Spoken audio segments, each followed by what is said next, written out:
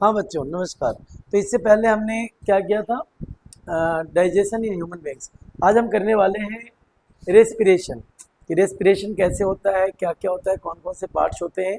तो देखिए, respiration is the biochemical process by which food mainly glucose, क्योंकि जो भी हम भोजन लेते हैं, जो भी हम फूड लेते हैं, वो ग्लूकोज में टूटता है। Is broken down in cells to release energy in the form of ATP. Adenosine triphosphate कहते हैं। श्वसन वह जैव रासायनिक प्रक्रिया है जिसमें भोजन यानी कि मुख्य रूप से जो ग्लूकोज है कोशिकाओं में टूटकर ऊर्जा एटीपी एडिनोसिन ट्राइफॉस्फेट के रूप में मुक्त करता है। उसे हम क्या कहते हैं बच्चों, रेस्पिरेशन कहते हैं।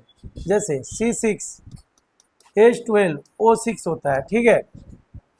ये जो C6H12O6 है, जब हम खाना खाते हैं, अभी हमने डाइजेशन में किया था कि जब हम खाना खाते हैं तो जो स्टार्च है, स्टार्च ब्रेक डाउन होता है सिंपल शुगर में, शर्करा में, है ना। और जो कार्बोहाइड्रेट्स हैं वो ग्लूकोज में टूट जाता है। तो यही ग्लूकोज जो हमारे बॉडी के अंदर होता है, जब ऑक्सीजन जाता है तो ऑक्सीजन से मिल करके जो C6 है, H12 है, O6 है, वो ब्रेक डाउन होता है किस में, कार्बन डाइऑक्साइड में, जल में, और एनर्जी मिलती है हमें। क्या मिलती है? एनर्जी मिलती है। इसको बैलेंस करना होता है तो एनर्जी मिलती है, ठीक है। तो इसी को रेस्पिरेशन कहते हैं। ऐसा नहीं कि हम सांस ले रहे हैं छोड़ रहे हैं, मतलब हम अगर एयर ले रहे हैं, एयर छोड़ रहे हैं, इसका मतलब है कि जो एयर है O2 है वो हमारे भोजन से जाकर मिल रहा है और उसको ब्रेक डाउन करता है, ठीक है। अगला है नीड ऑफ रेस्पिरेशन।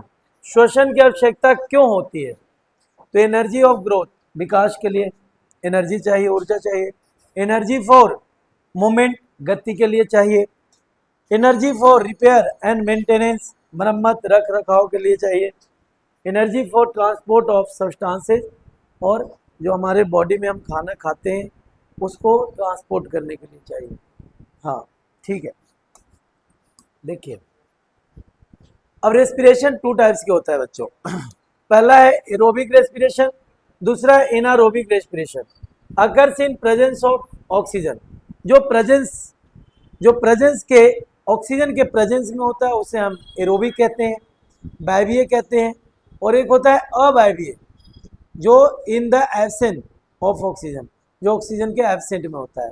तो जो वायवीय होते हैं प्लांट में हो गया, हमारे अंदर होता है एनिमल्स के अंदर होता है, ठीक है, प्लांट्स के अंदर होता है, और उसमें ज़्यादा एनर्जी मिलती है।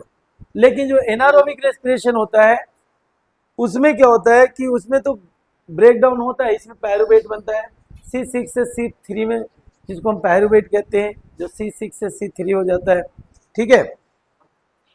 तो देखिए, हम यहाँ पे ना थोड़ा अंतर देख लेते हैं इधर। ये देखिए, एरोबिक एनारोबिक रेस्पिरेशन क्या है। देखिए, ऑक्सीजन, तो एरोबिक में ऑक्सीजन लेते हैं, रिक्वायर्ड होती है, ऑक्सीजन की जरूरत होती है। एनारोबिक अवायवीय में क्या होता है, does not require oxygen, oxygen की जरूरत नहीं होती है। एंड प्रोडक्ट, इसमें उत्पाद क्या बनता है, तो इसमें कार्बन डाइऑक्साइड, जल और एनर्जी बनता है। हाई एनर्जी मिलती है इससे, ठीक है। और अगर हम यहाँ बात करें एनारोबिक में, तो एल्कोहल बनता है, कार्बन डाइऑक्साइड बनता है, किसमें, ईस्ट में। लैक्टिक एसिड, ठीक है, लैक्टिक अम्ल बनता है हमारे मसल में। जैसे हम भागते हैं बहुत तेज, कभी कभी क्या होता है कि हम तेज दौड़ते हैं, तेज दौड़ने के बाद हमारे मसल को ऑक्सीजन की बहुत ज़्यादा ज़रूरत होती है, लेकिन उतना हमें मिल नहीं पाता। जब उतना मिल नहीं पाता तो हमारे मसल में क्रैम्प आ जाता है, क्योंकि ऑक्सीजन नहीं मिलने से एनारोबिक रेस्पिरेशन हो जाता है वहाँ पे, ठीक है। तो उसमें कम एनर्जी मिलती है। इसमें देखिए, इसमें एनर्जी हाई होता है, 38 ATP एनर्जी होता है। और अगर हम इसकी बात करें तो इसमें लो ATP होता है, यानी कि 2 ही ATP मिलता है। किस में होता है, एरोबिक रेस्पिरेशन प्लांट्स में होता है, और एनारोबिक ईस्ट में होता है, सम बैक्टीरिया में होता है, मसल सेल में होता है, ठीक है। तो ये है एरोबिक और एनारोबिक रेस्पिरेशन। अगर हम मनुष्य की बात करें बच्चों, ह्यूमन रेस्पिरेटरी सिस्टम की अगर हम बात करें तो ऑर्गन क्या क्या होते हैं, नोस्ट्रिल, एयर एंट्री, जहाँ से हवा प्रवेश करता है, ठीक है। नसल कैविटी, जहाँ नाक गुहा, जिसको फिल्टर्स करना, मॉइस्टेंस, बॉम एयर, इस सब को इंटरप्रेट करके लेना। फेरिंग्स, ग्रासनी हो गया, कॉमन पैसेज होता है। लैरिंग्स, वॉइस बॉक्स जहाँ से आवाज निकलती है वो लैरिंग्स हो गया।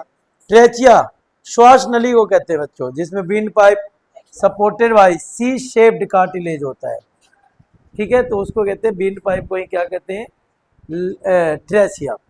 ब्रोंकी, श्वसनी, ट्रेचिया डिवाइड्स इनटू टू, मतलब जो ब्रोंक्यूल्स होता है, आप यहाँ देख सकते हैं जो ब्रोंक्यूल्स, ये क्या है, ब्रोंक्यूल्स है, ठीक है। ब्रोंक्यूल्स का मतलब होता है ट्रेचिया डिवाइड, जो ट्रेचिया होता है जो यहाँ से आ रहा है वो दो में डिवाइड हो जाता है, ये देखिए दो में डिवाइड हो जाता है, जिसको हम कहते हैं, यानी कि दोनों लंग में एक एक चला जाता है, ठीक है। अब ब्रोंक्यूल्स, फाइनर ब्रांचेज होते हैं इसके अंदर, छोटे छोटे ब्रांचेज हो जाते हैं जिसको हम ब्रोंक्यूल्स कहते हैं, है ना, और एक बढ़ जाता है, डिवाइड हो जाता है। मेन ऑर्गन ऑफ रेस्पिरेशन का मेन ऑर्गन लंग्स है। अब हम थोड़ा इसके बारे में जानते हैं बच्चों, ठीक है, इसके बारे में हम जानते हैं थोड़ा सा, देखते हैं।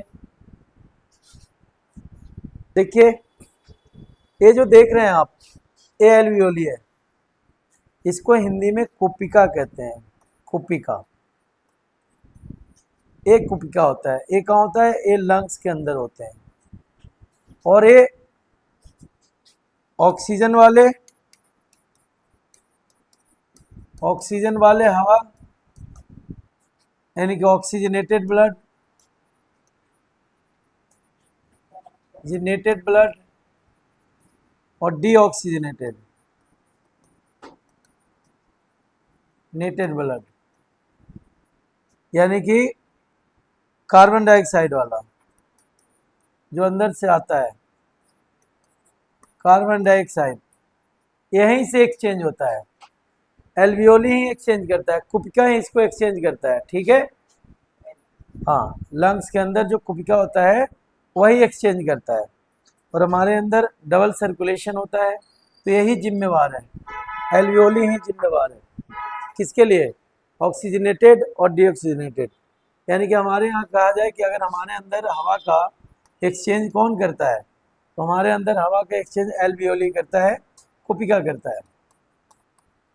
प्लांट में हमने देखा था कि प्लांट में कौन करता है, तो प्लांट में कौन करता है, स्टोमेटा,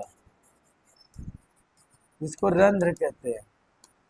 ये है आपका रेस्पिरेशन, इसको आपको याद करने हैं, ठीक है। धन्यवाद, थैंक यू, धन्यवाद। आप यहाँ से वीडियो पॉज कर करके आप इसका नोट्स लिख लीजिएगा, ठीक है, और बार बार प्रैक्टिस कीजिएगा, आ जाएगा। धन्यवाद, थैंक यू।